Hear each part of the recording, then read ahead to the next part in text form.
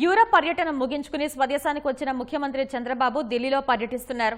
పలువురు కేంద్ర మంత్రులతో వరుసగా సమావేశమవుతున్నారు. తొలుత కేంద్ర జలశక్తి శాఖ మంత్రి సిఆర్ పాటిల్తో చంద్రబాబు సమావేశమయ్యారు. పోలవరం సహా ఇతర ప్రాజెక్టులకు సంబంధించి కేంద్ర మంత్రితో సీఎం చంద్రబాబు చర్చలు జరిపారు. కేంద్ర మంత్రులు రామ్మోహన్ నాయుడు, పెమ్మసాని చంద్రశేఖర్ సహా కూటమి ఎంపీలు చంద్రబాబుతో ఉన్నారు.